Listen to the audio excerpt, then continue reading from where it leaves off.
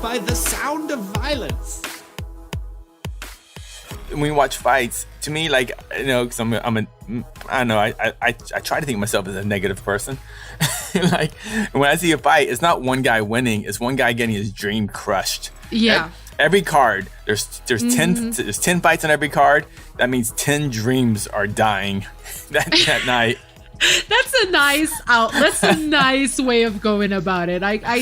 That's a very sunny way of looking at things. Like, oh, I just watched like 7 hours of sad.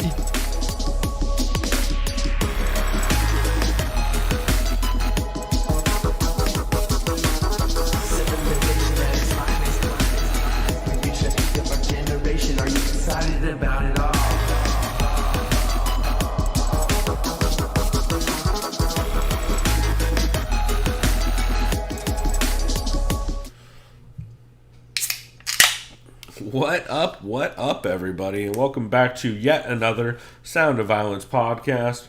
We are an MMA podcast to let you know the MMA podcasts you should catch and can't miss each week, as well as we attempt to be a form of mutual aid for the MMA community. We're just trying to put everybody on for everybody all the time. So we are back yet again. I am Pulver, and I am here with my co-host, Chris Madaffer. How's it going, man? It's going, man. Yeah. Another rare morning episode, right? Yeah. My work schedule, like I've told you, has been just consistent. I'm not gonna call it crazy. You know, I'm working. So. Yeah. Hey, can't complain, right? Yeah. Yeah. Word. Well, we will get right into this. It is early in the morning, but that don't mean I don't got breakfast beers, y'all. I am drinking some our Papa Vodka presents Doug Stanhope presents our sponsor. I am drinking some Hip Hop Puree Series Pie of the Tiger. I figure pie for breakfast is great. Pie beer for breakfast is even better. And Chris, I'm guessing you're not drinking because you got work right after this? Yeah. What was I going to say? I've already had about like 3.5 cups of coffee, so not going to go any more than that. Fair. It's weird. Like, I can have 3.5 cups of coffee, but if I have like a cup of cold brew, then I'm kind of jittery. Cold brew cold brew's a hitter, as the kids say.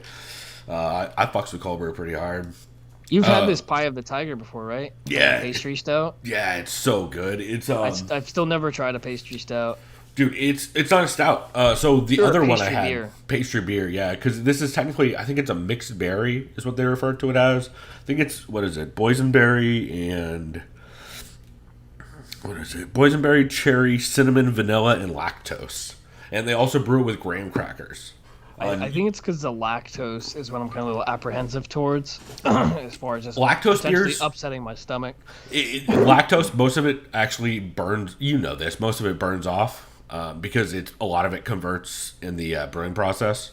Yeah, like a lot of that lactose turns into sugar, which turns into alcohol essentially because of the yeast and everything. But interesting for sure. And it's honestly probably one of my favorite sours of all time. It's not super, super tart. It's not like I don't know if you've had those Smackers sours.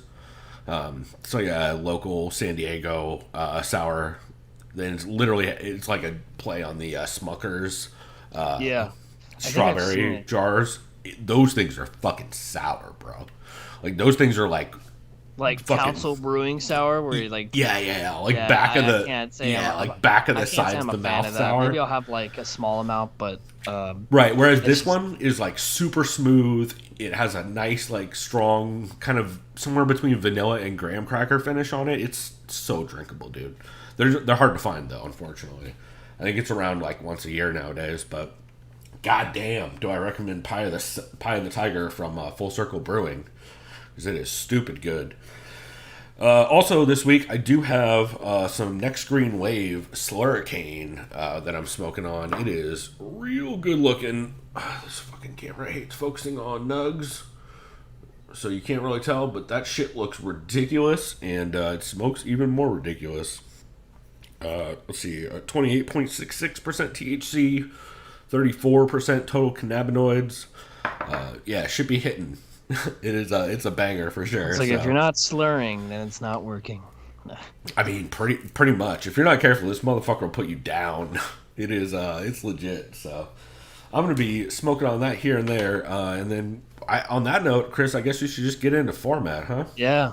Let's get this shit going. All right, yeah, because we got a lot to talk about since we were off last week.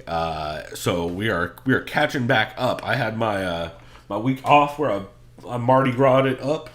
Even though Mardi Gras felt weird this year because there was no parades, so it doesn't really feel like Mardi Gras without parades. Although I did get to see some Indians on some of the streams that were out there. So Indians or Native Americans? No, the Mardi Gras Indians.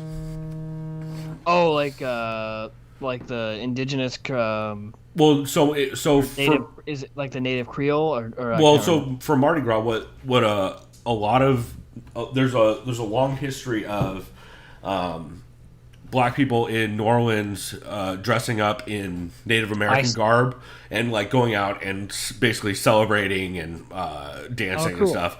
And the whole history behind it is because a lot of times back in the days during slavery, a lot of slaves would escape through the swamps, and then the Native Americans would help them like escape. Essentially, that's rad. Yeah. So they do it as like a heritage to honor the Native Americans who helped them escape during slavery and all that. So that's cool. Yeah, Native Americans were also Native Americans and black people also were the one place they could all congregate was Congo Square in New Orleans, and so they would all get together and have these big parties where they'd all sing and dance and stuff at the square, and so it's kind of honoring all those old traditions. Used to be way more fucking violent too. Like they used to just hatchet each other in the fucking streets and like shoot each other with shotguns and shit up until the 50s, and then the old Pocahontas came along and made it all about who can look the prettiest. Who can go out there and be the prettiest of them all with all the feathers and beads, and it's so gorgeous. I highly recommend it. Fucking, it's the best. Anyway, we're not a Mardi Gras show, and we're not a New Orleans show. We're not a booze show, despite my best efforts on all of them. So, Chris, why don't you start us off with the MMA podcast you recommend people catch this week? MMA Vivisection, UFC Vegas 20. I think it's the main really? card. So I haven't gotten around to that yet, but I fucking love the Vivisection. So. I don't have too many notes on here because, like I mentioned to you off camera, I don't want to look like an asshole with like one AirPod in my ear and then trying to have people order beer. But I did manage to get some stuff in here. Zane and Connor do a great breakdown of what makes Cyril Gane a great kickboxer. The way he just sets up like his head kicks, he does it like in a slow manner.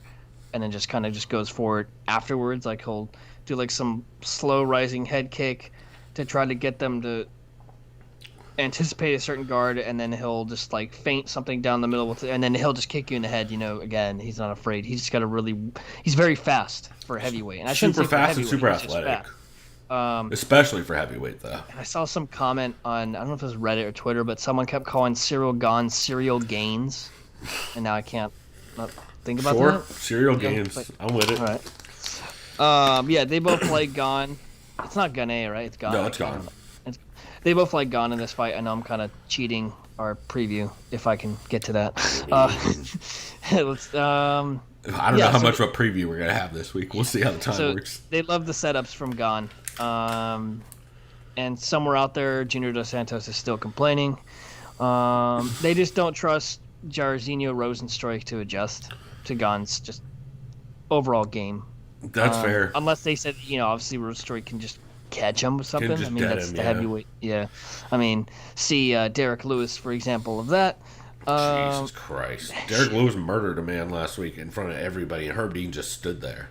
Actually, no, to be fair, Herb Dean was standing way the fuck away. Yes, Herb Dean was about to run his way over. Those memes of Herb Dean running are my fucking favorite. Then they briefly discussed Nikita Krylov versus Ankalaev. Weird ass fight. That's a weird ass fight, said, bro. Imagine Wonderboy Thompson, but with zero footwork. Yeah, that checks out. And then Montana De La Rosa, fantastic jiu-jitsu practitioner, fighter all around. They said the last time she submitted was to Mackenzie Dern in 2016, so that shows you how good her grappling is.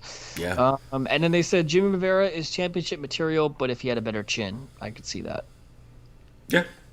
That all checks out. And they'd like him to win the rematch against Pedro Munoz. That's what I had for MMA Vivisection for their main card picks, because I know they do the prelims as well. For sure. Yeah, I love the Vivisection. That show is underrated. I feel like I don't talk about it enough for the amount of times I actually listen to it.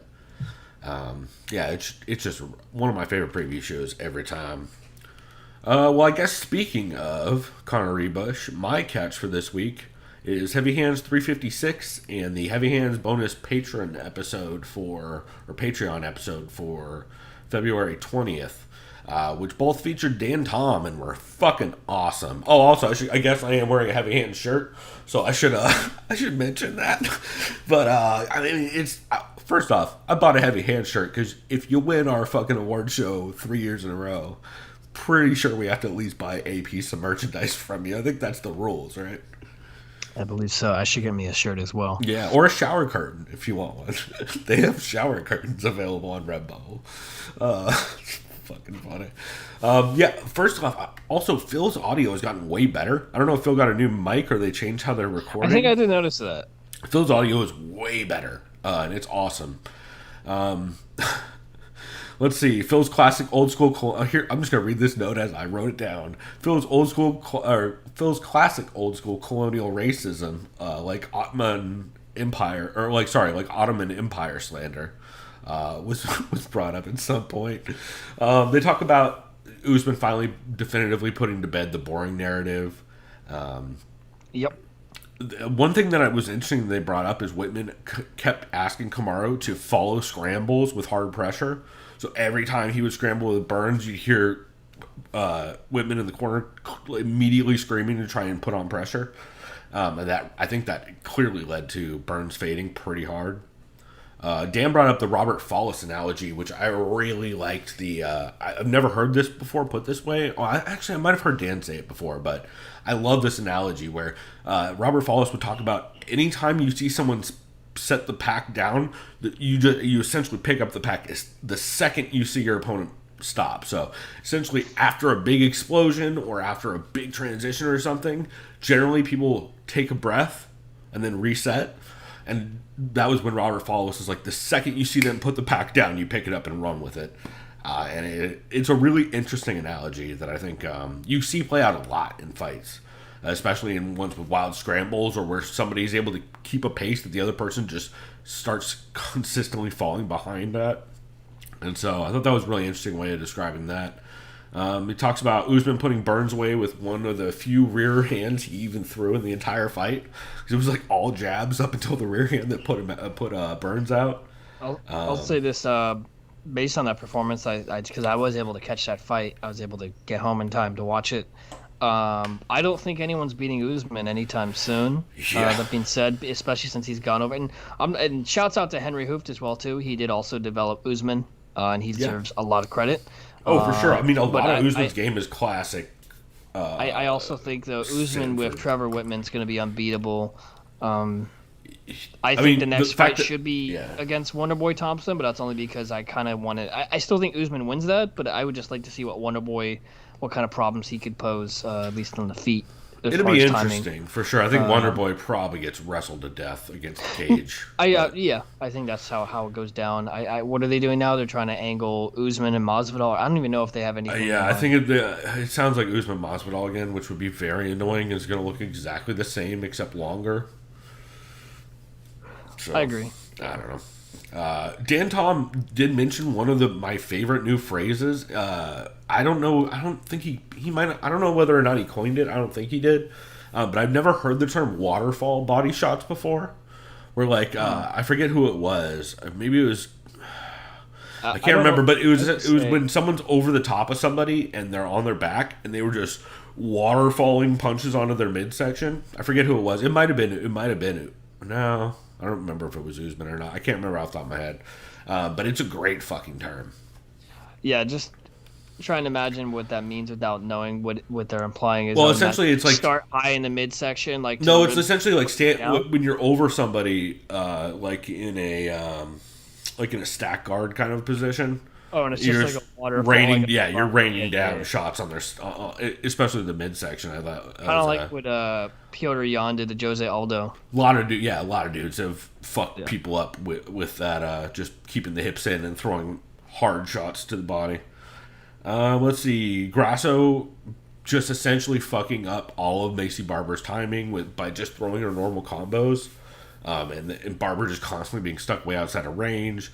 They talk about Blades versus Lewis and how Blades is uniquely susceptible to Derek Lewis type games, i.e. Francis Ngannou fights. Yeah. Also, Phil's cat is a terrorist in this episode, and I heard the cat. I remember that. very funny. And they also talk about how heavyweight wrestling is fake, which I mean, I think we can all attest to that. Heavyweight wrestling doesn't. Curtis Blades showed us, or Derek Lewis showed us technically last weekend that heavyweight wrestling is a myth. Yeah. And Ngannou showed us when Kane tried to take him down, I guess. Along those same lines, the Heavy Hands Patreon bonus episode, it's essentially more of the same episode, and it's fucking great. They talk Gastelum versus Heinisch. Essentially, I believe they call it the overachiever versus the underachiever, or the Granby role versus the Fat Man role. They talk Ricky Simone versus Brian Kelleher. PVZ being the savior of feet pick promised lands. And,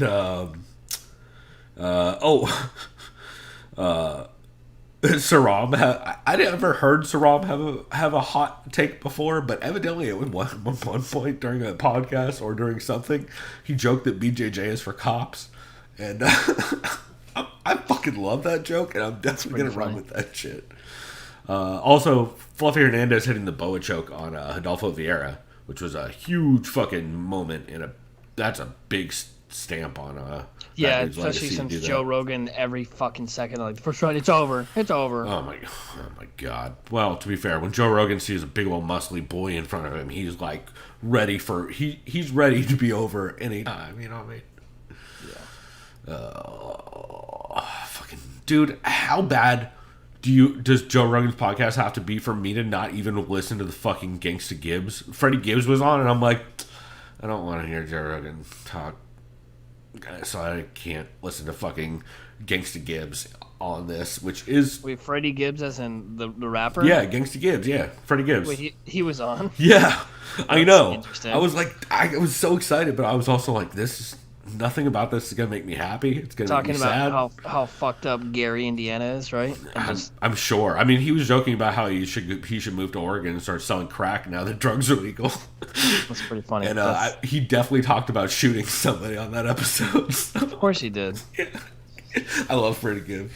But this is only from the 2 clips I saw online. But I can't listen to Joe Rogan's podcast anymore because he just brings out the worst in people. Shouts out to Kevin Holland.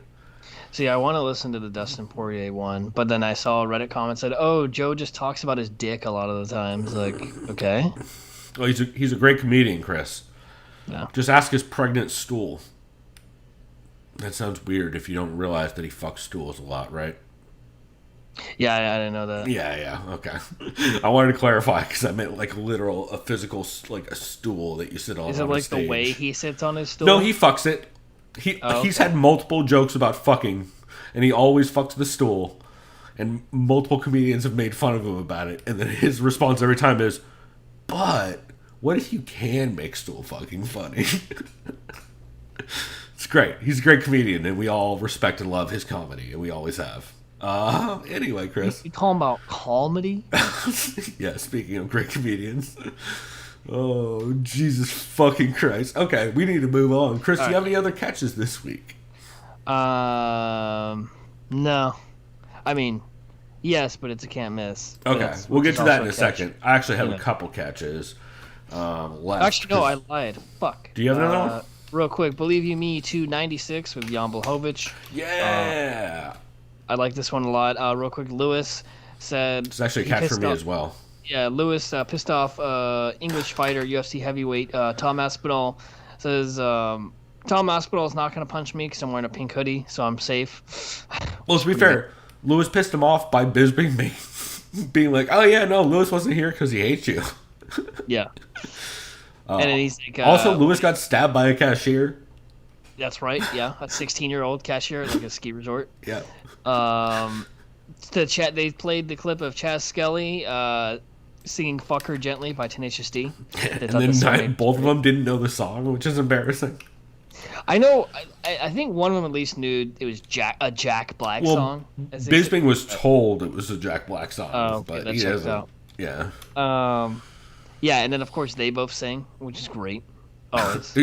Everybody sings on this episode. Fucking Jan Blachowicz goes hard on the singing in this episode. This next point ties into my can't miss. Let's just say it was a certain special that the UFC aired, if you want to call it that. Yeah. It was special, all right. Michael and Lewis missed the mark on it. Oh, no shit. As a couple white dudes, they were very happy to see a white dude get talked about. Yeah. We'll keep it at that. Yeah. All right. Yeah, and then Mike and Jan both talked about how they enjoyed knocking out Luke Rockhold. There's a lot of good Luke Rockhold jokes on this episode, yeah. All right, so that's what I have for my last of the catch. Yeah, the only other thing I have on that is Jan brings out the hanging rope. The hanging rope makes a cameo.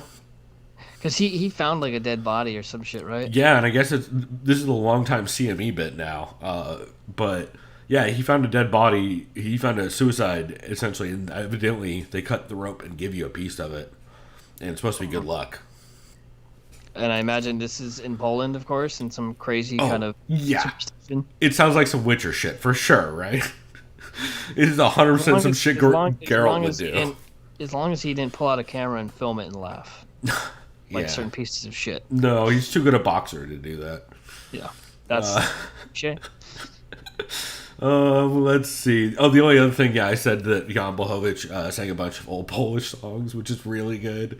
And then he also mentioned that if he ever left Poland, where would he move, Chris? Did you hear? San Diego. Oh, really? Fuck. Yeah, it's fucking great.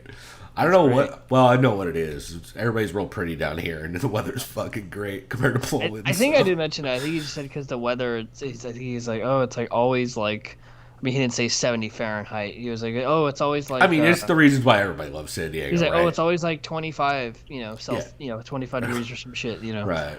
Which is like 70 if I remember correctly. No, that's what we get credit for. Two things, and it's pretty people and good weather. That's all we get credit for. And good food. And occasionally good beer if people like beer, but that's like about it. And honestly, we don't get enough props on food. Shouts out to the dog. He heard you mention food and he's pissed. My neighbor's fucking giant dog next door. BYM 296, super good. I guess speaking of CME bits, like the Polish hanging rope of Jan Blachowicz, that segues pretty well into another one of my catches, which is the CME Power Hour. They did a UFC 30 rewatch, which is so fucking good. They essentially watched the main card for UFC 30, which is the first card under Zuffa. So it's old school Dana White with the bad teeth and the bad hair. It also took place at the Trump Taj Mahal. It also featured Tito Ortiz wearing a Punishment Trump's You or whatever shirt. This is in 2001, so 20 years ago, Tito was repping Trump shit in a Trump hotel. Did it feature a child Colby Covington in the crowd? I mean, it might as well have.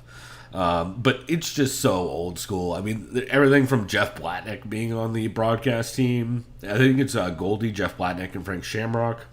They also have Pyro in the Cage. There's a drinking game for this episode where you drink every time someone says the Super Bowl of Mixed Martial Arts, because that happens a lot.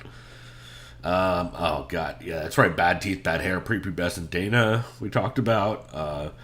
There's just some crazy shit. Fucking, dude, Okay, so first off, I didn't remember that Elvis Sinisic beat Jeremy Horn in their fight, number one. Number two, I did not remember that the armbar he hit on Jeremy Horn was from Dead Orchard.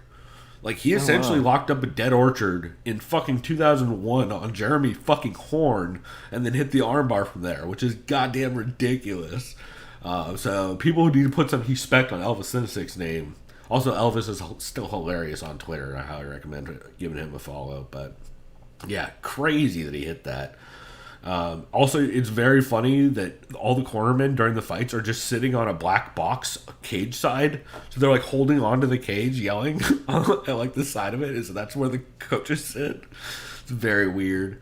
The only reason why this was not a can't miss for me, to be honest, is because on this card is Kaluno versus Jens Pulver, and they decide after watching the first round of Kaluno versus Jens Pulver, there's 4 more rounds of this. Let's just skip to the Tito fight.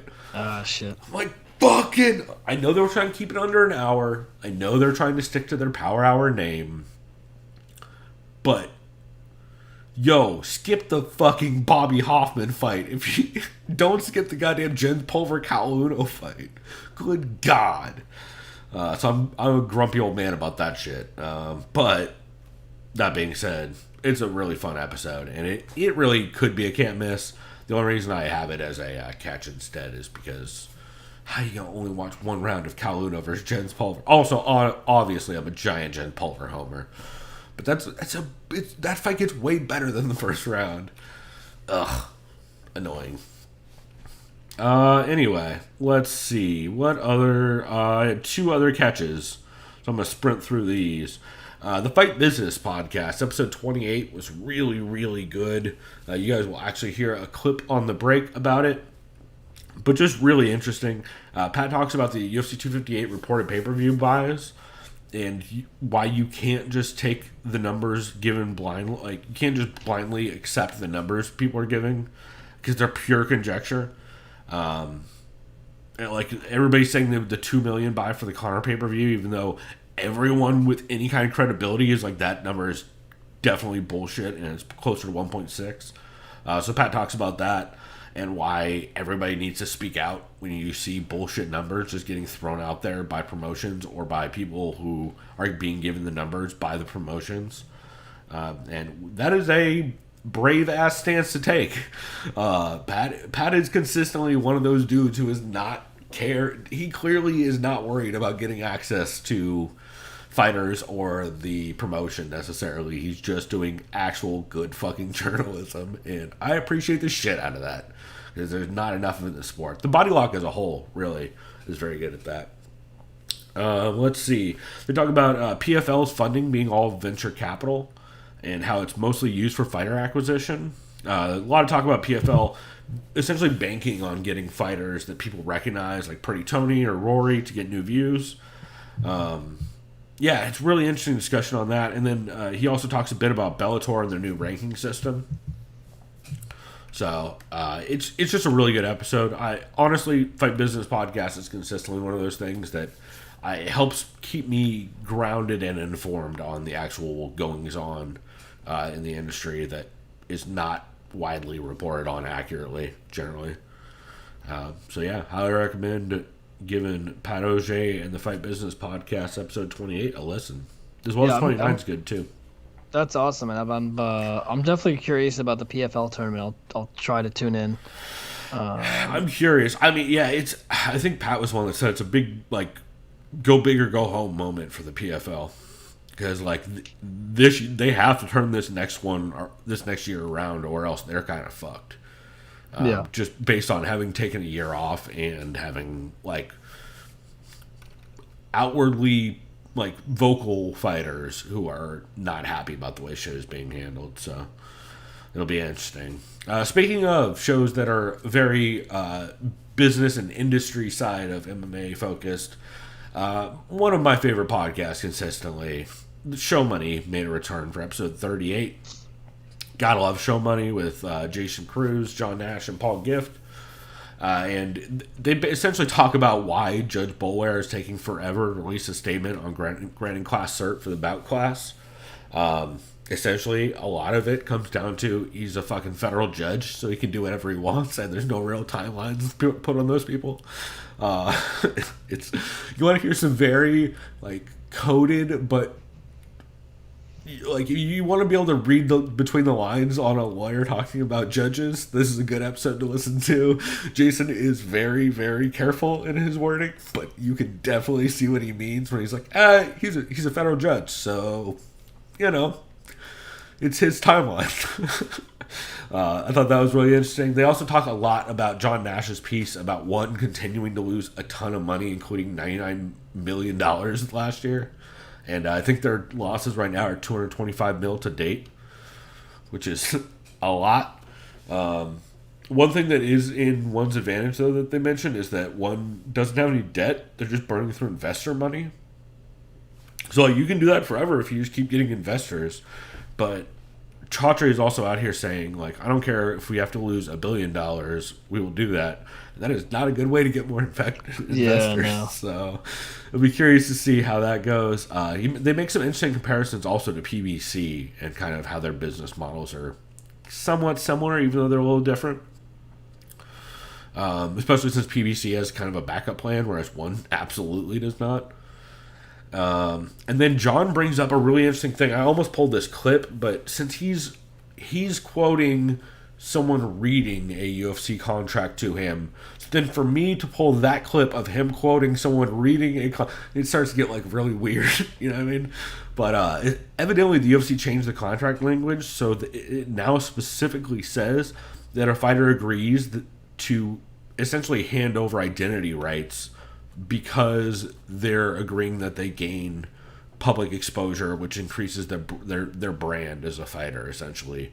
So rather than them paying the fighter for things like appearances or video game stuff or any of that, essentially the UFC is now writing into contracts that like any promotion or anything, you're inherently being paid just by the exposure because it increases the value of your brand, which is a very, very specific language that is definitely related to all of the antitrust lawsuits.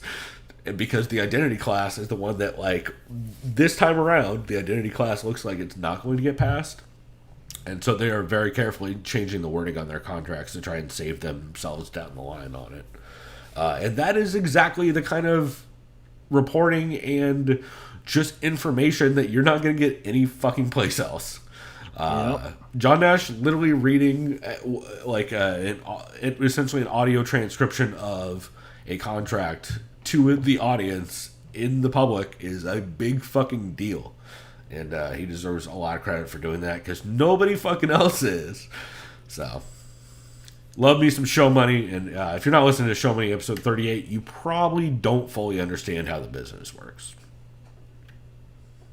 Right, so that's awesome that they were able to break down just the business models just of those promotions, as well as just, you know, of course, how the UFC is trying to cover their tracks when it comes to just the antitrust. There's a lot of that, especially in that show. It's pretty interesting, so highly recommend it. Let's see. We're not doing skips anymore, right? Because it's 2020 and I don't really want to, or it's 2021 and I don't really care to talk about people who should be skipped because we end up talking about them anyway and I don't want to give them more attention. Yep. So, in that case, Chris, what is your can't miss episode for this week? It's definitely the Body Lock MMA reaction to UFC. It was with Ant Walker and Matt Wells. Matt Wells, right? Yep, you got it. Yeah. Excuse me. Their reaction to the UFC airing their Black History Month special featuring Michael Chandler. And they, you know, Ant and Matt first and foremost say, you know, let's get, Michael Chandler adopting a child in need. That's a very awesome and just gracious gesture for that sure. Any man can do. Adopting in general is like a dope thing to do. Or any person could do. Yeah, it's fantastic. They said, however, it's tone deaf of the UFC to tokenize Michael Chandler's son, who is black, just to appeal to a white audience. Which it did. Shouts to Bisping and Luis J. Gomez. Yep. And they brought up very good points in that this has to be either extremely ignorant and stupid of someone to do or deliberate. I believe they thought it was deliberate that the UFC did that. They also mentioned how there was zero mention of Black Lives Matter. They also reused footage of Derek Lewis from like a year or two ago about him with like a Lamborghini. Like, why? Also, why not show him pulling people out of the fucking floods? In Hurricane Harvey in Houston. I mean, it's fucking stupid. It's insulting. It's embarrassing the UFC decided to go through this. But then again, you look at who's at the forefront of the UFC. That dude doesn't give a fuck. No, the white fuckboy in charge definitely doesn't care, and it's everyone around him should be ashamed for not. And they saying said shit. it's bullshit that they had to do this to Chandler's son because Chandler's son is too young to even know about his own history. Well, and it's not fair to Chandler. Like, you're putting Chandler in a weird position too, because like this is I've heard a lot of people say this. I think G from Woe TV and Mike were two of the people who I heard say this first. But like, the Chandler video promo would have been awesome if Chandler was on a card or you were promoting Chandler. But that's not what the fuck the video is about. It's not at all what the intent of it was. So like, why include it? It's so tone deaf. It's insane. They said it was just much easier. They could have, highlighted moments in UFC history, dude. You have for so black fighters. Fucking or Kevin how about, Randleman alone, you have so much footage. Or how about Rashad Evans and Rampage Jackson being the first ever black main event? Yeah. There were 3 black champions all on the UFC 214 card. How about Black Fatherhood, Tyron Woodley, Daniel Cormier, Kamaru Usman. Yeah, I mean, you have a ton of, like, it's just so tone deaf, and it clearly is, like, it's such a fuck you to, like, it's either the laziest thing of all time, or it's the most insidious thing they've ever put out. It's one of the two. As my father would say, dumb or liar, which one? Like, stupid or liar. Those are your two options as to how this happened. You're either stupid or you're a liar.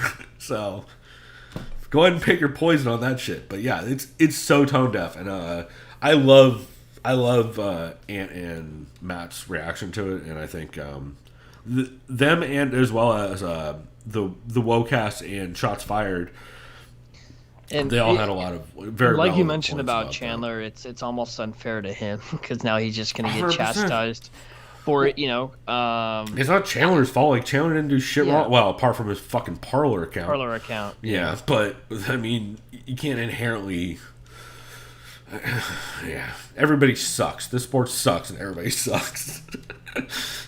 Chris, why can't we have nice things? That's why I've told this to you on occasion multiple times. It's a shame how, not that just there is in mixed martial arts, people and higher ups that are important for the sport, but they all turn out to be pieces of shit. Whereas in boxing, don't get me wrong, there's also lots of pieces of shit in boxing too. Oh yeah, arguably more maybe. Having the biggest momentum they've had in the longest time also just goes ahead and shoots themselves in the foot by promoting non-boxers. It's really embarrassing. I know current lightweight champion and I think undisputed number 1 or 2, Teofimo Lopez, has been very outspoken against these non-boxers, and couldn't agree with him more. By the way, I think Canelo's fighting tonight. I forgot. Yeah, Canelo is fighting tonight, which nobody is talking about. Yeah. So that's weird. But I don't even know who he's fighting. I have no idea either. All I know is he'll probably knock him the fuck out. I was going to say, if we don't know who he is, that's probably why nobody's talking about it. Yeah. Overall, though, the reaction from the Body Lock guy is really good on that. Definitely recommend it. Actually, that's a perfect segue into my Can't Miss, which is Unleashed episode 75, which is the show hosted by Ant Walker, Ben Duffy, and Jay Petrie. And they had G from Woe TV on as a guest, or Gina from the WoCast. I never know what's called G, because she goes by 1,400 names. It's just really good. First off, shouts to... I wish I could ever be as relaxed as G is on this podcast. She's just chilling, sipping coffee in a hammock. And it's fucking... Yo, I need to upgrade my podcast recording setup so I can be in a hammock. I was going to say, is she wearing like a lavalier mic, or how's she getting her sound out? I don't know, man. I don't know if she's doing it, but it's fucking... Well, she's in a hammock, and it works great. I fucking dig it. Let's see. They talk a lot about... the Derek Lewis KO and just how fucking brutal it was. Let's see. Yeah, G sipping mugs in a hammock. I wrote down that note. Lewis's record being way better than you think. Like when you look back at his record, it's pretty strong. He fought a lot of dudes. I mean, aside from getting hook kicked by Sean Jordan, it's pretty impressive. Yeah, and don't mention that one fight that I had to witness live. God damn Oh, it. I forgot you were in the audience for that. You know, people are starting to say that they should do a rematch of that. I've heard a couple people say, I'm not even kidding. You know what? They should just do it. Like, there's no way it could be worse. dude, that's everybody's argument. And counterpoint, yes, it could. Yes, it could. Remember how I everyone honestly said think that that about Stephen Wonderboy Thompson and Tyler Woodley the first time? I honestly think, though, at this point, it would not be worse because I think Ngannou is so goddamn confident in his ability to just find someone's chin. He would just be swinging, and then but then again, that's exactly how the first fight went down, and they were too afraid of each other. Yeah, so, yeah, because they both know. Because you already know goddamn well, Ngannou's like, this guy And Derek probably Lewis hits as hard as me or almost as hard as me. So Derek Lewis loves not doing things in fights. That's his favorite thing, apart Derek from just Lewis standing up. is the casual MMA fan's favorite fighter because when he's on his back, mean, to they're be like, fair. bro, just get up. All right. Yeah, to be fair, he's very good at it. Yeah. Oh man. Let's see some other stuff in this episode. They talk about whether whether Lewis has a chance against Stipe if Stipe gets past Ngannou, which I don't like those odds for Lewis considering the DC fight, but maybe that's just me. They talk about other heavyweights and up and comers like Tom Aspinall. They talk about what's got them eating crow this week. Like for example, Ben's eating all the crow because of Minor Rosa. We talk about the Bellator rankings panel and whether media should be involved. The horrifying Travis Fulton story, which, Jesus, that's some depressing shit if you want to have a bad day. Jesus fucking Christ. They talk about the crazy... I don't know if you heard this story about there's an Afghani card where a fighter threw the fight because he had a gun pulled on him both like before the fight and between rounds. That's very unfortunate. Yeah, it's fucking. There's video of it. It's pretty crazy. They talk about the terrible Chandler Black History Month segment, and yeah, there's a lot of very, very strong and interesting discussions around that. Like you really should listen to it. Yeah, I mean, I believe it was Gina. I know somebody, but I think it was Gina. Says that the UFC just needs to get their black belt in learning when to shut the fuck up. Shut the fuck up. Yeah, which is such a strong statement. I know. but- Ant mentioned that. On, Yeah, maybe it was Ant. Yeah, Yeah. but yeah, 100%. Like the UFC just needs to learn when to shut the fuck up. Like, because if they would have done no Black History segment, that would have been better than what they did. Like what they did is fucking. They put 2 minutes of a white dude on screen and then did a minute of actual black athletes in the sport and then are like, why are people mad, bro? Blows my mind. And also they call Holly Holm the opposite of Leon Edwards at some point, which I just found to be a great statement. So yeah, very, very fun episode and yeah, a lot of interesting discussions. I mean, anytime G is on a podcast, I'm always more interested, so highly recommend it. Let's see. Do you have any other can't miss episodes? That was it for me. The only honorable, or I guess I'll get to it in a second. We'll get to that in a minute because I still have one other can't miss. Yeah. Which is, it's not quite MMA related, but it's pretty much MMA related. It is the Fight Sites K1 Grand Prix 2010 final video they did. So, Kyle MacLachlan, not the actor. Hamada Baba. Oh man, I don't know Baba's last name. I have Diane down, but I know that's wrong. I think it got auto-corrected. Here, I'll look this up while I'm talking. Oh, I forgot his fucking thing is impossible. Go look at our Twitter because we've been going back and forth with him over the last day. But Baba is fucking great, and then Lucas Bordone is the other person on the episode, and it's a lot of fun. It's just a really, really fun watch along in general. The K1 Grand Prix for 2010 is, I believe it's the last one, the last of the K1 Max Grand Prix. I believe. Don't quote me on that because so the reason why this is a can't miss for me is I have a huge gap in my kickboxing knowledge in general, but especially K1 Grand Prix. Like I've seen all the obvious shit that MMA fans have seen, like the Bob Sapp shit and Lyoto and BJ and like, you know, all those shit you expect MMA fans to see. Alistair Overeem was in Dream and he was in K1. He was in K1 too, yeah. He was actually in this tournament. And yeah, it's just a lot of. Or he wasn't in this one. He was in. I forget which tournament. 05, 06, something like that. I want to say. Again, the fights I've seen, but barely have any knowledge of because I have a huge blind spot when it comes to K1. And this is just a lot of fun. Baba also hosts the Aboard the Ring. Apologies for butchering it because my French is fucking god awful. But he hosts a French MMA podcast essentially. And I think, or a French podcast about combat sports. I don't think it's MMA focused necessarily. It's combat sports focused. And Kyle actually on Twitter was trying to talk him into doing an English version, which we of course were trying to jump on the bandwagon of because more podcasts from dudes that do stuff with the fight site is always my policy. But yeah, it's just a really fun episode. I love watch along stuff. I love the much for the same reason I love the UFC 30 watch along that CME did this week. This was just a lot of fun. Also, Kyle is a historian, and him alongside Lucas Bourdon and Baba, they're able to really set up and give a lot of very helpful context to a lot of the matches going into them. And yeah, it's just a lot of fun. Although I will say, spoiler alert, Kyle fucking spoils the entire card about an hour into a 2.5 hour stream. Because why not? Well, I get why he did it, and like most people watching know, but I didn't know, and so I was like, motherfucker. But it's really funny. Let's see some of the fights on there. So, of course, these are tournaments. So, the first round in the tournament was Zambidi versus Nagashima, Petrosian versus Kraus, and I'm sure I'm butchering people's names, by the way.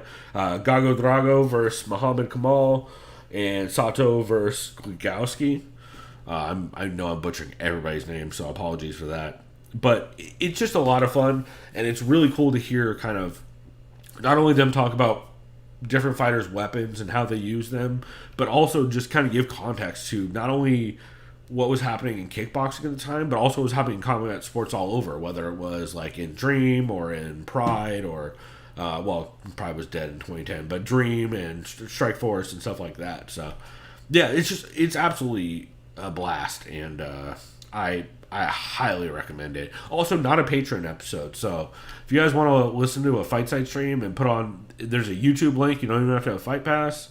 Like, it's a good goddamn time. Like, if you guys want to crack open some cold ones after the card this weekend and put this on, I guarantee you will have a good goddamn time. So, yeah, just a blast.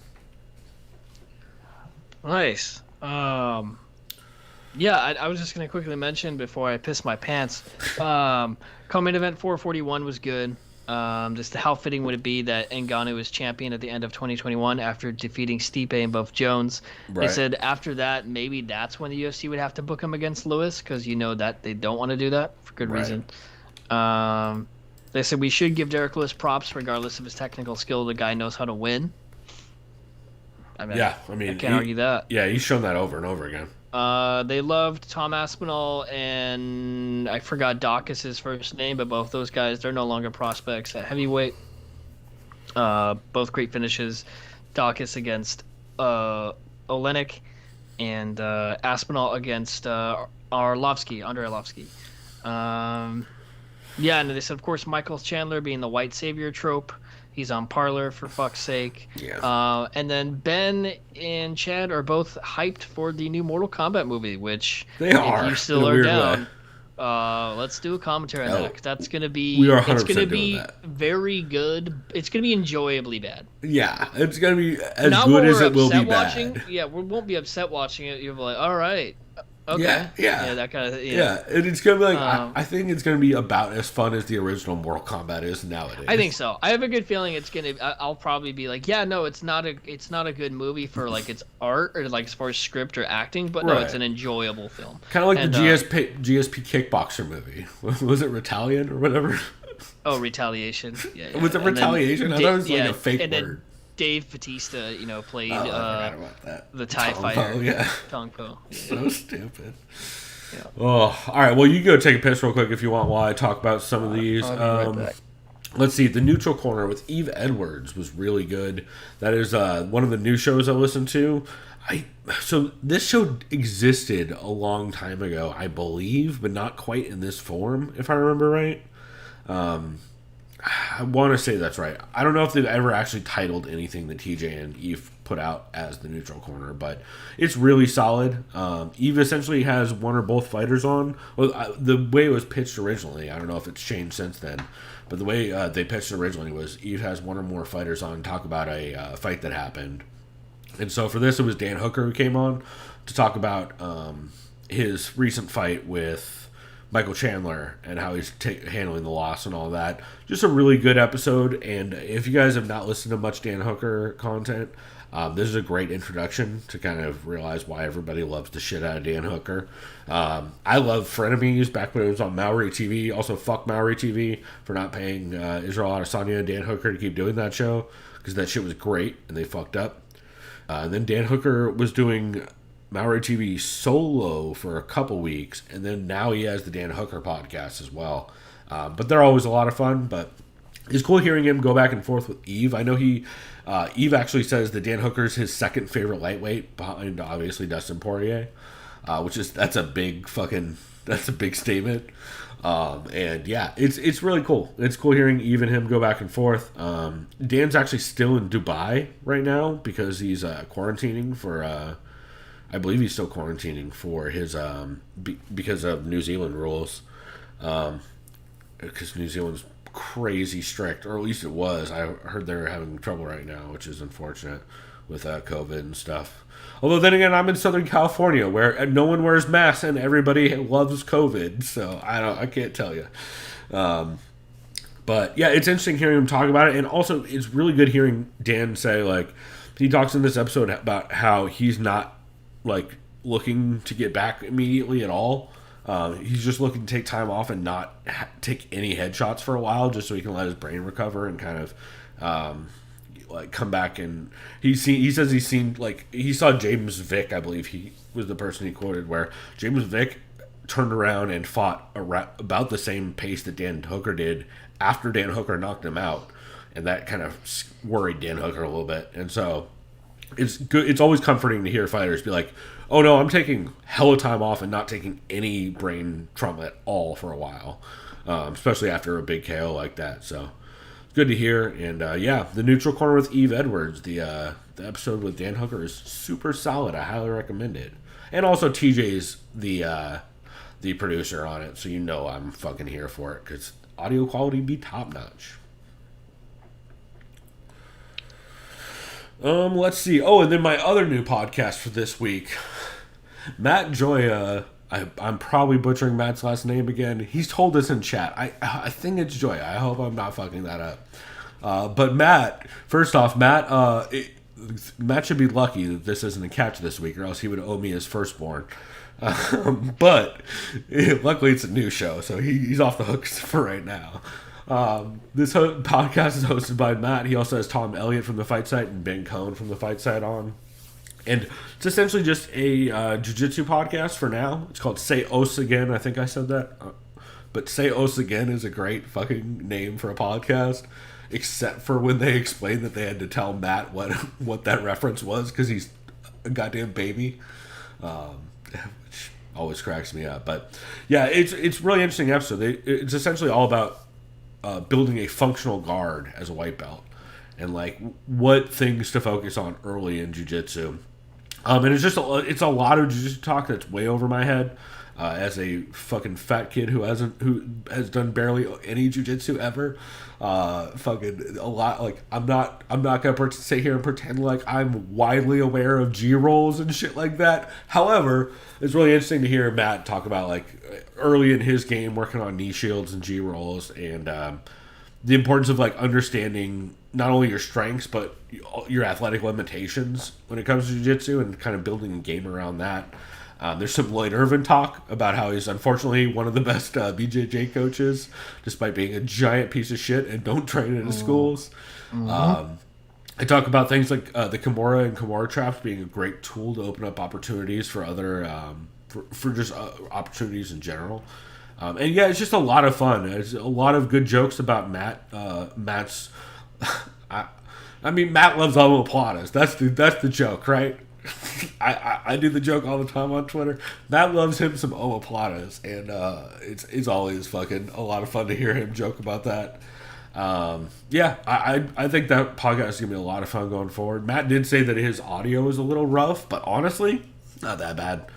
He did say he's getting a better mic, so it'll definitely get better. But I've heard way worse on. I mean, fucking Phil McKenzie's audio is worse than Matt's for a very long time.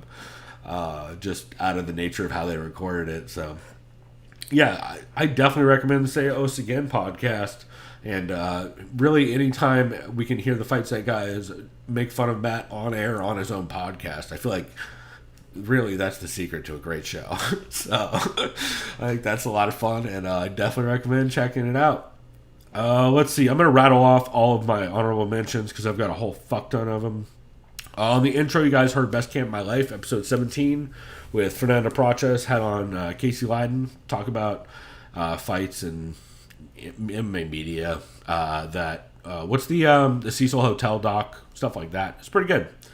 Severe MMA, episode 300, was really good, and that's a big mile marker for Shawnee Podcast. Yep. So, cheers to those guys, because 300 is a big amount. And not many people will ever get there, so cheers to them.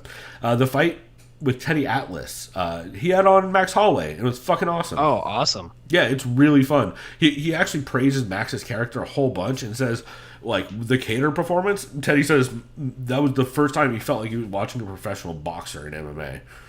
Like, he said the way Max was boxing. Insane. That's insanely high praise. That's awesome. Dude, he loves Max Holloway, and it was crazy high praise. Yeah, it's worth listening to. It's really, really good. Like, yeah, like Teddy Atlas, he hasn't trained in a long time. Right? He doesn't train anymore, right? Like, I don't think he trains people fighters anymore. Yeah. Well, not really. Because that would be fun. Not that he would. That I would insinuate that he has to train Holloway, but how fun it'd be if Holloway just sat in like on some sort of seminar, or he got like some. I'm sure Max would be open for it. Yeah. But yeah, it was cool hearing them go back and forth, and of course Max is a big boxing head too, so it was cool hearing all that. Verbal Tap episode 448 was really good. Kev has a hilarious pitch for a Mortal Kombat movie that that's going to be a good thing. I hope that bit continues. MMA on the Rocks episode 229 was a really solid solo ep from Bill. He's sipping Bullion Brothers small batch bourbon out of Virginia, which sounds fucking delicious. And yeah, just really good. Shots Fired episode 28 was super solid. This honestly could have been a catch for me. Really solid, really interesting discussions on the UFC not cutting Azatar, the Bellator ranking stuff, the UFC's tone deaf promos like Chandler's Black History Month promo or the Walt Harris comeback promos. Jack Slack podcast episode 9 was really solid about why kickboxers tend to box more when they transition to MMA. And Rozenstruik vs. Gane talk. Care Don't Care, UFC Vegas 19 reactions is really solid.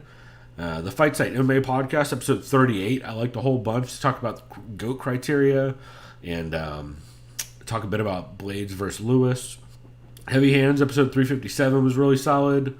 Let's see. Best Camp of My Life, episode 18 was a lot of fun. It's Rodrigo Del Campo, hard R on the Rodrigo, and Fernanda Praches talking about the OG Mortal Kombat movie. They kind of just did a review of it, and it's a lot of fun. Also, fucking Fernanda Praches does on the intro give a Robert Evans shout out, which I always appreciate. More Robert Evans. Go listen to Behind the Bastards. You know what? My throwing seeds. You know what I'm saying? All right. There's a good bit. And the Lucas Grandview podcast, episode 21, is really solid with Dan Tom as the guest. I really liked it. It was a lot of fun. So, yeah, ton of good podcasts over the last 2 weeks. And, yeah, absolutely loved them. Hell yeah, man.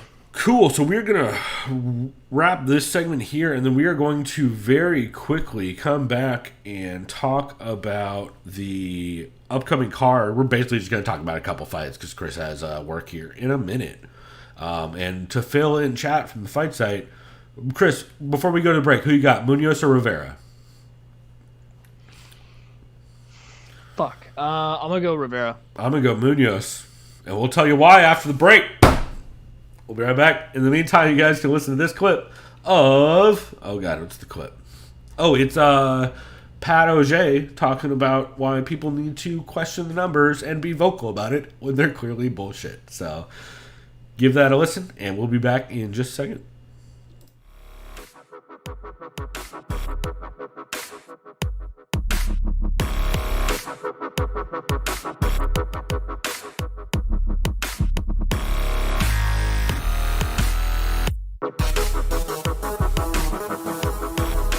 Liked by the sound of violence. Again, you see those numbers, do not take them at face value, please. I know you guys know better, but spread the word. Make sure that you're saying, where did you get this from? And if you know it's BS, make sure to call them and be like, that's not a correct number at all. It's not even remotely correct. In this case, if you messed up UFC 257 by 400,000 buys, I don't know what to tell you. Could it actually be 2 million? Maybe. We'll see if Connor comes out one day and is like, yep, here it is. 2 million. Yeah, I could see it, but I really think it's probably 1.6, like Sports Business Journal, reported on. That's what I had pegged. I can't imagine it's bigger than, yeah. So, again, just if you see something, say something, y'all. That's it. If you see people talking stupid shit about salaries for pay-per-view buys, say something. That's all there is to it.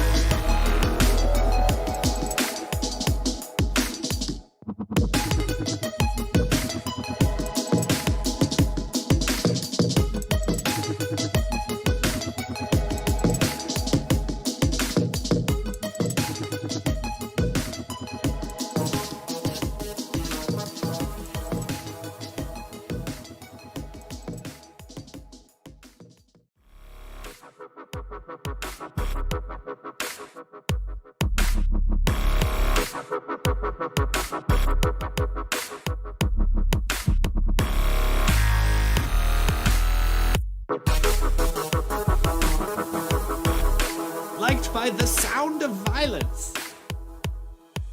Again, you see those numbers, do not take them at face value, please. I know you guys know better, but spread the word. Make sure that you're saying, where did you get this from?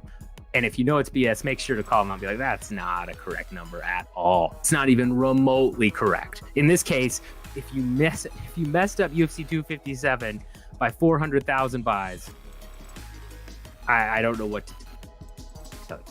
Could it actually be 2 million? Maybe. We'll see if Connor comes out one day and is like, yep, here it is. 2 million. Yeah, I could see it, but I really think it's probably 1.6, like Sports Business Journal, reported on. That's what I had pegged. I can't imagine it's bigger than, yeah. So, again, just if you see something, say something, y'all. That's it. If you see people talking stupid shit about salaries for pay-per-view buys, say something. That's all there is to it.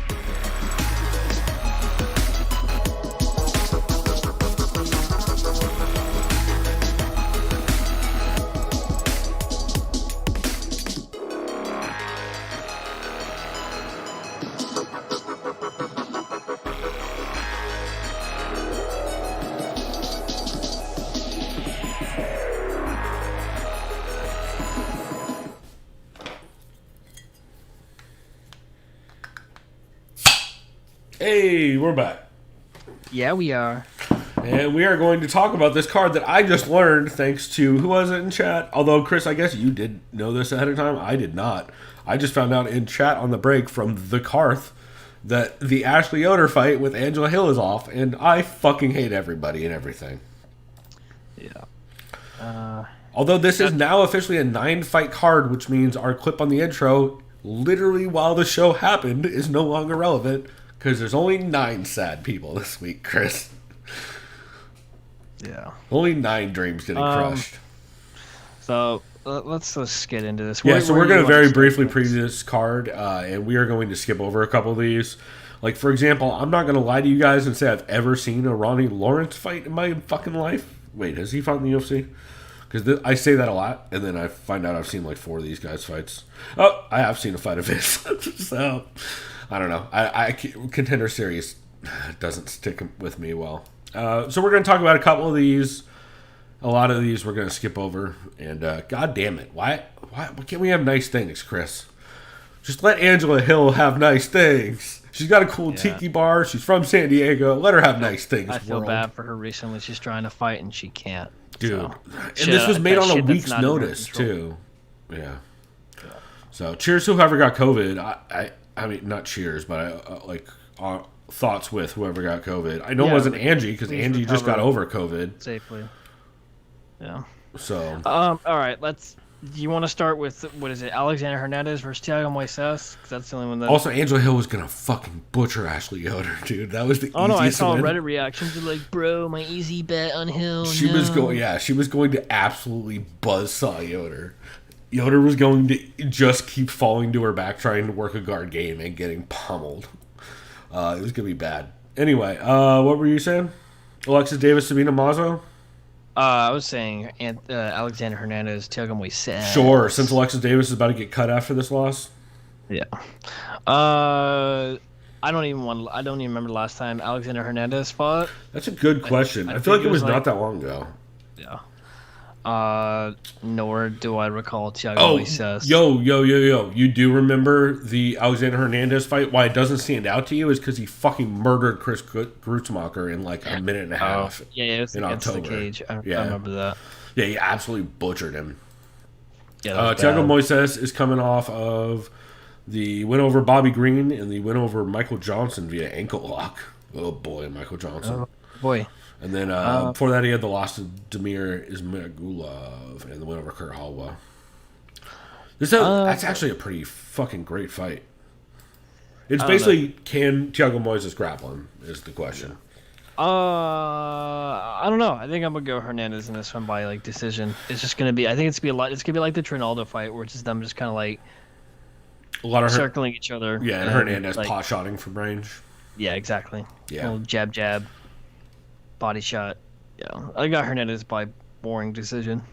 Yeah, I'm probably going to go Hernandez as well by decision. Although I think if Thiago Moises has any success in the grappling, I think Hernandez is fucked.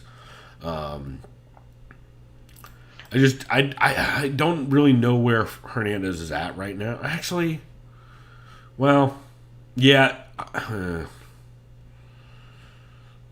You know what? I'm changing my mind. I'm going Thiago Moises via decision. And I'm not gonna Wins over if you're getting wins over dudes like Bobby Green and Michael Johnson, while you should if you're Thiago Moises, I also think that speaks to a level of competition that Alexander Hernandez has not been facing. So yeah. And while I would usually bring up the odds brought to you by Seamus, I need to save myself some time, so I'm not going to be going over the odds because I kind of want to get through these if that's cool with you. I'm kind of curious on the odds though. Okay. Here, I'll pull it up. We have this is the men's featherweight bout. Alex Caceres going up against Kevin Kroom. Moises is a plus 200. Jesus Christ. Ooh, okay. Okay, I don't know about that. Alex Caceres, last time we saw him, he submitted Austin Springer last August, rear naked choke in the middle of the first round. He's going up against fellow, I think this is at featherweight, Kevin Kroom. Kevin Kroom fought to a no contest against Roosevelt Roberts last September. Apparently he had a standing guillotine choke in the beginning of the first round, but it was a no contest. I don't know if he popped for the marijuanas. I want to say, oh yeah, no, he definitely did because he was the one making the jokes in the presser that you can fuck people and didn't do he stuff. say I could? Yeah. Didn't he say I can fuck hookers in Vegas? But I can't smoke weed. Yeah, I think That's that was pretty the good. one. Kevin Kroom's a wild man. Unfortunately, I don't. These are both dudes I don't know what to make of. I have zero faith in Alex Caceres at this point. Yeah. You just classic Eugene S. Robinson gicked, where just a guy I can't trust. Like I don't know what Alex Caceres is ever going to show up. Yeah, I agree. I got the hooker guy, Kevin Kroom. I don't. Okay. I'm kidding. I'm not going to call him that. I'm sure he appreciates it. I'm gonna call him Vegas. Yeah, Vegas Kevin Kroom. Yeah. More like Kevin Kroomick, you know what I'm saying? Yeah, Jesus. So dumb. Pedro Munoz for Jimmy Rivera. Yeah. All right. I should give odds. Kevin Kroom is a plus 165 to a minus 175. Alex Caceres. Jesus Christ. You know what, Chris? I should probably watch tape sometimes. Also, shouts to Matt G, who the Carthan chat just said that he appreciated the shout out. And if we were still going in a bit, we would totally kick it with Matt G. Unfortunately, Chris got works and shit in like a couple minutes, so we are speeding through this. Chris, why is Jimmy Rivera going to beat Pedro Munoz, and why are you wrong? I'm wrong because his chin is kind of gone, and Munoz hit hard as fuck. Yeah, he does hit real hard. I think Rivera's going to win, though, because I still think he's technically better than Munoz, and just better all around in most areas, just not jiu-jitsu. I should be picking Munoz just because he has more threats of the knockout and of the sub, but I don't know. I kind of just feel like Rivera's going to just pot shot and just play it smart and get takedowns. Yeah, and Jimmy Rivera's real gritty too, which I think is going to pay off in this fight. Yeah, I'm still taking Munoz. I think probably via decision. I think this probably goes to decision either way. I think it's going to be scrappy as fuck while it lasts, though. I think so, yeah. I think it's going to be a banger. And honestly, Chris, you're not looking too bad because right now Jimmy Rivera is minus 140 to a plus 130 Pedro Munoz. So far, I've picked only underdogs, which is a great sign for how much research I've done for this card. Yeah, this next one, I can't remember if this is going to be like based essentially a grappling or jiu-jitsu bout. 100%. If Montana De La Rosa is involved, she is going to try and throw up an armbar. That is going to happen. She's going up against Mayra Bueno Silva. I want to lean De La Rosa. I can't remember how she is on the feet. I think Silva is pretty scrappy. I think Silva, who did she beat last? Was it Maria? It was Mara Romero Barella. Barella, yeah. I'll just go De La Rosa. I know some people are like, oh, how can you go against a BJJ practitioner who's Brazilian? Well, ask Fluffy Hernandez how he did against Rodolfo Vieira. So sometimes you can get a sub. True, but I don't think Montana De La Rosa is going to armbar Mayra Bueno Silva, and I think she's going to get wrestled. It is true. If that's her if that's usually her only path to victory, then it's probably not going to happen against someone like Silva. Yeah. I don't. I'll probably just play it safe and pick Silva. Okay, you're totally flopping on it now. See, I didn't want to flop on Rivera because I already committed, but Yeah, so I'm taking Silva just because strength competition. I mean, if you're armbarring Jillian Robertson, you're probably not going to get armbarred by Montana De La Rosa, would be my logic. And also, Montana De La Rosa, while her jiu-jitsu is good, it also has a little bit of the... I don't know. She tends to make weird decisions in scrambles and is way more willing than I'd like to see to end up on her back because she's so confident in her armbar. So makes me a little nervous. Also, the Carthan chat saying that he's scared for Jimmy's leg. That's a real good point that we did not bring up. But yeah, Pedro Munoz going to leg kick the shit out of Jimmy Rivera. The question is Jimmy Rivera going to be able to catch it and get takedowns or at least initiate like scrambles off it? Because very true, very good point. Jimmy Rivera is not great at checking kicks from what I remember, but he's not terrible at pushing forward into him and countering off of him. So that'll be interesting. Speaking of weird kicks, Nikita Krylov taking on Magomed Ankalaev. This is going to be a weird-ass fight, bro. It's just going to be some weird shit happen. I mean, every Nikki Thrills fight is just chaos incarnate, right? Yeah, I don't really know who to choose in this. I think I'm going to go Ankalaev. Yeah. I will definitely go Ankalaev. Just because speaking of Gicks, I don't know what to make of Nikki Thrills.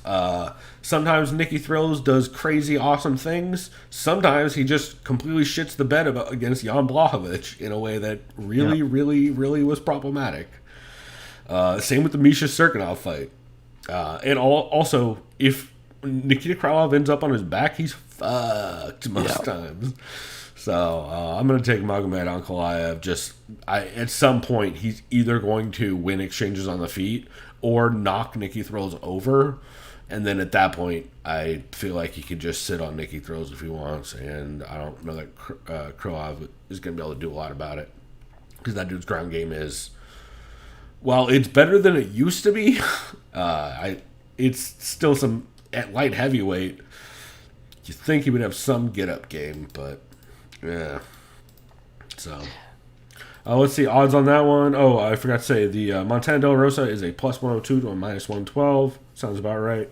And then Ankalaev is a minus 315 to a plus 285 Krylov. Which sounds about right, to be honest. And that brings us to the main event of the evening, a heavyweight bout between Jairzinho Rozenstruik versus Cyril Gane. Yep. Big boy versus Bongamin. I have Cyril Gane in this. He's just too technical for Rozenstruik. Explain technical. In what aspect? Like on the feet or on the feet? And really? Just his kickboxing. Yeah, I think he's going to beat up the legs. I think it's going to be kind of where he's getting outpointed the entire match, kind of what Overeem did, who's a very good kickboxer himself. Rozenstruik, you mean, is going to get outpointed the entire match? Yes, that's what I mean. Yeah, that's what I mean. You're basically he's going to Overeem him without getting fucking Overeemed? Yeah, Gane won't allow himself to get Overeemed. I think it's going to... Nah, it's 5 rounds though. No, it's not going to be a fucking decision. It's heavyweight. I like Gane by knock, like TKO. I'm gonna say like 3rd round. Wow. Probably way wrong. Well, probably not. I mean, Gane is definitely the. I don't know that I would Gane call also him... keeps like his hands down though too, right? A little bit. He definitely has a less like technical style than Jairzinho Rozenstruik, who does come from a kickboxing background, but his kickboxing background is also a little overplayed. He's not Israel Adesanya. I mean, he was a high level kickboxer, but not like an elite kickboxer, from my understanding. Again, my kickboxing knowledge is meh, but from people who know way more, that's what I've heard. That being said, the real question I have is, does Cyril Gane try and take this to the ground? Because if he does, I think he finds mad success early and probably catches a sub. If he cannot get the fight to the ground, I don't know that I trust Cyril Gane to be able to kickbox for 5 rounds. And Jairzinho Rozenstruik has shown he can pretty clearly. That's right.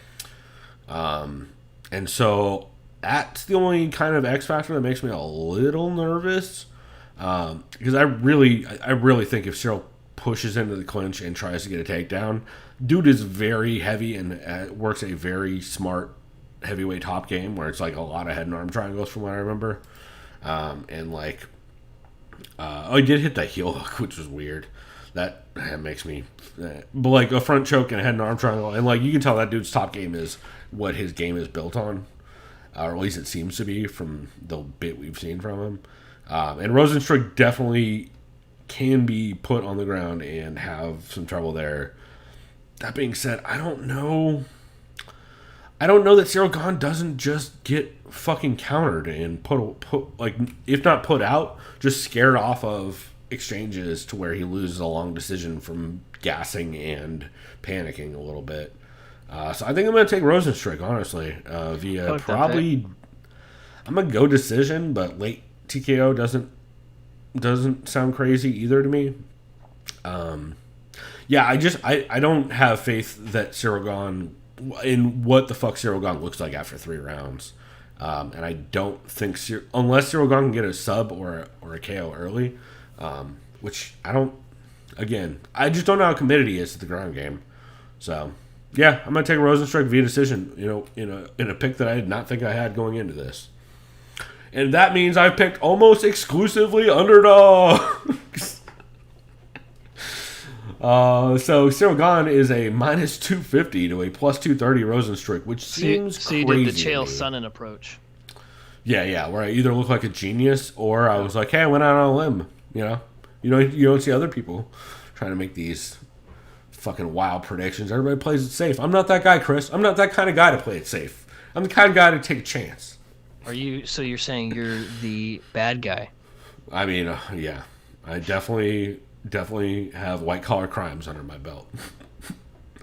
like a true American gangster. Yeah. Shouts out to Chael's uncle or whoever who jumped out of the plane with all the money that they could never find. What's that fucking guy's name from Oregon? DB Cooper. Yep, DB Cooper. That's right. Yeah, the sunglasses and yeah. Fucking so stupid. Anyway, we are off topic. You got to get to work. We should get out of here. But This has been a fun one, man, for a Saturday morning episode that came together at the last minute. And then really quickly, since Canelo is fighting tonight, I imagine this card. Let's go ahead and look at the name of the person who Canelo is fighting. Well, my point is this card's got to be earlier in the day. Yeah, it is. Okay, so it starts at 3 p.m. Pacific. So a couple hours here. He's fighting perennial favorite Avni Yildirim. All right. Who's a 40-1 underdog. Well, good luck, Avni Yildirim. Yeah, you nailed that, bro. You nailed that. Good luck. Canelo gonna kill him, man. Good luck, potential underdog Buster Douglas. Potential hype. Well, yeah, but I would argue Buster Douglas was not a 40-1 underdog going into that, probably. Well, I know. Yeah, but yeah. But I thought he wasn't it 42? He might be. I don't know. No, actually, yeah, he was against Mr. Pigeon Man.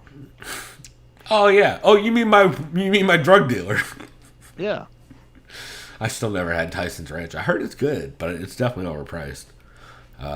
All right. Well, on that note, shouts to Next Green Wave, who's not overpriced and has that fucking fire. We are out of here. We will be back next week, right? Yeah. Ooh, yeah, because next week is the pay-per-view. Don't spoil it for me because I'll have to watch it after work. Oh, that's right. That's the giant. That's 259, right? Yeah. There's also the one championship card with with some people. Actually, forget I even mentioned this one championship card now that I've looked at it. As far as reporting, it's either going to have to be in the morning or I'll just honestly have to do a recap on Sunday. Yeah, we might do a Sunday episode. That actually sounds kind of... Because that's going to be so big that I kind of want to take the time to do it. Yeah, that's probably just the best way to go about it. It's just too big of a card for me to try to rush anything. I don't want to do that. Yeah, and especially since there's going to be a lot of content this next week. So, yeah. So we'll shoot for a Sunday episode. We'll keep you guys updated if that changes. But we'll shoot for a Sunday recording. And in the meantime, let us know all the MMA podcasts we should be listening to, because we always need recommendations. There's always more shows than the ones we can get to, and the only way we know about them is by you guys telling us. If you guys have your own podcast, or if you have a friend who has a podcast about MMA, shoot us a fucking link, man. We will absolutely listen to it. We won't give you a catch unless you give us your firstborn son, or you could just earn it. Those are the two options. But, Matt's alleged to give up his firstborn son, so I don't know what I'm going to do with a child. I fucking hate children. I didn't really think that through that bribe, Chris. I decided the only way we would ever give out a catch for a profit is if we gain children. I hate children, though, so we got to figure out how to sell children. I want nothing to do with having to fucking take care of a child. Oh, no, Chris, we're going to sell them for profit. We just have to figure out how.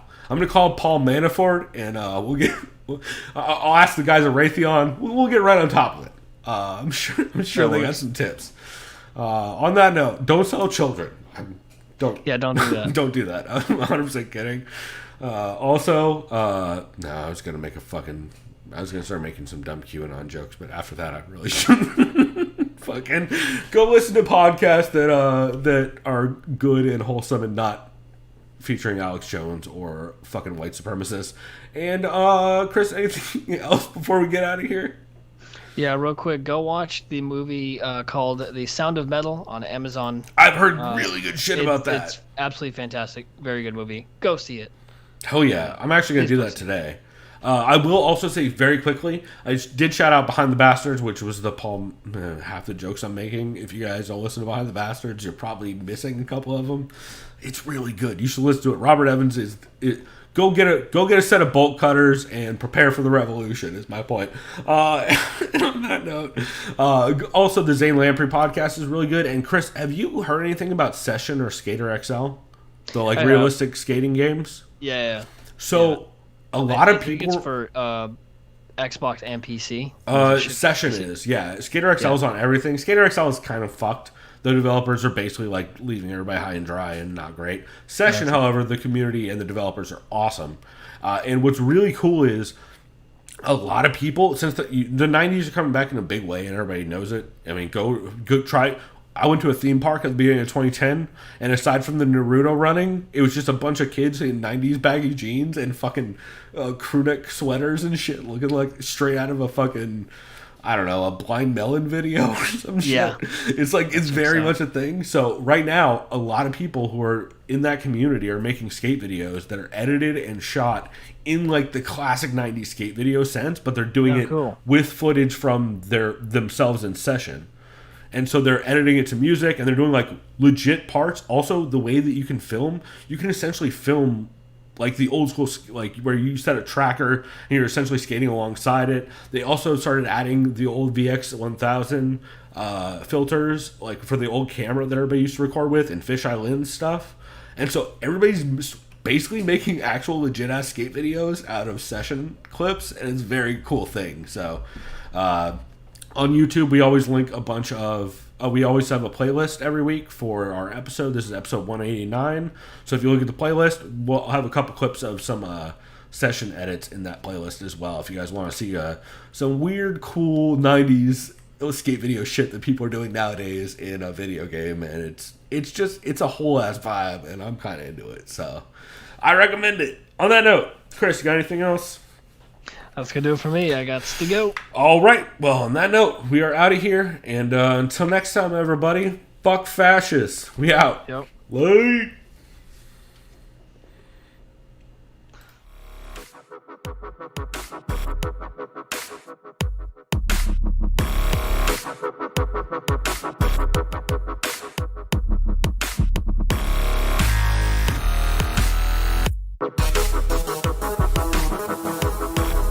Liked by the sound of violence.